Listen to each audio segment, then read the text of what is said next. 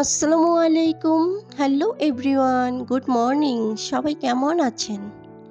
আমি শারমিন জুমা আছি আপনাদের সাথে ব্রাহ্মণবাড়িয়া থেকে। তুলসী পাতা। বন্ধুরা বলতে পারেন নতুন করে কি বলার আছে? তুলসী পাতা তো আমরা সবাই কম বেশি চিনি। হ্যাঁ, আমরা সবাই চিনি। ছোটবেলা থেকে শুনে আসছি তুলসী পাতা নাকি অনেক উপকারে আসে। সর্দি, কাশি, ঠান্ডা অনেক রোগের উপকারে আসে। ছোটবেলা যখন ছোটখাটো অসুখ হইতো তখন মুরব্বিরা তুলসী পাতা খাওয়াতো। আজ কয়দিন ধরে আমার অনেক পরিমাণে শরীর খারাপ, ঠান্ডা, জ্বর, কাশি। সকালবেলা তো 1 কাপ চা এমনিতে খাই, আজ না হয় তুলসী পাতার চাটা খেয়ে নেব। আপনারা আমার সাথে থাকুন, দেখতে থাকুন আমার পুরো ভিডিওটা, আমার আপুমনিরা এবং ভাইয়ারা। এই পাশে তুলসী পাতাগুলিতে উঠিয়ে নেওয়া হচ্ছে, আর এখানে টক পাতা বলতে মেটস পাতা, এগুলি একটু উঠিয়ে নিয়ে যাব। ভাড়া ভাড়া তো আর ভাগানো আসা যায় না, তাই এখন পাতাগুলি উঠিয়ে নেওয়া হচ্ছে। আপনারা আমার সাথে থাকুন, আমার মিষ্টি আপুরা এবং ভাইয়ারা। আজ আমার বয়স শুনে অবশ্যই বুঝতে পারছেন আমার বয়সটার কি অবস্থা, শরীরটা অনেকটাই খারাপ। যাই হোক, ভিডিওতে ভয়েস দিতাম না, কারণ ভয়েস না দিলে কেমন কেমন লাগে, তাই কষ্ট করেই ভয়েসটা দিতেছি। এখন যেদিকে তাকাই শুধু সবুজ আর সবুজ, আর অনেকটাই ভালো লাগে সবুজ চারিদিকে।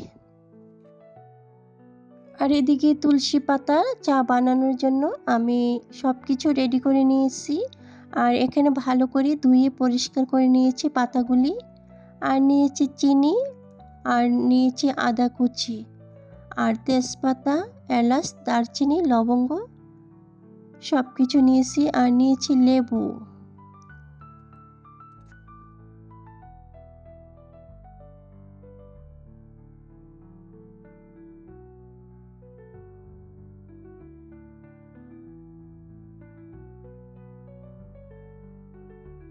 আর চা বানানোর জন্য আমি এখন চলে আসলাম।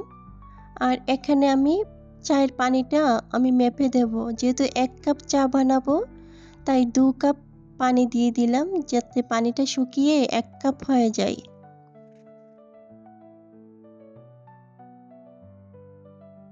পানিটা এখন ফুটিয়ে যাচ্ছে। এখন আমি তেজপাতা, এলাচ, দারচিনি, লবঙ্গ, আদা কুচি সব কিছু অ্যাড করে দেব।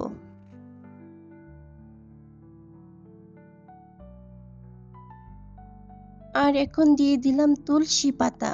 দেওয়ার পরে একটু নেড়েচেড়ে দেব, দেওয়ার পরে ঢাকনা দিয়ে ঢেকে দেব।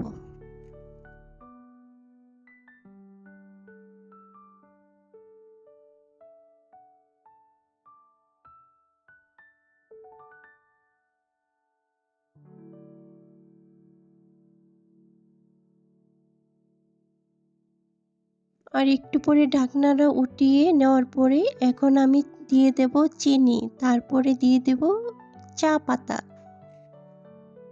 আর চিনিটা আপনাদের পছন্দ অনুযায়ী দিতে পারেন, আর আপনারা চাইলে স্কিপ করে যেতে পারেন। যেহেতু আমি চিনিটা খাবো তার জন্য চিনিটা আমি দিয়েছি। এই তো এখন আমার চা হয়ে গেছে, এখন আমি উঠিয়ে নিয়েছি।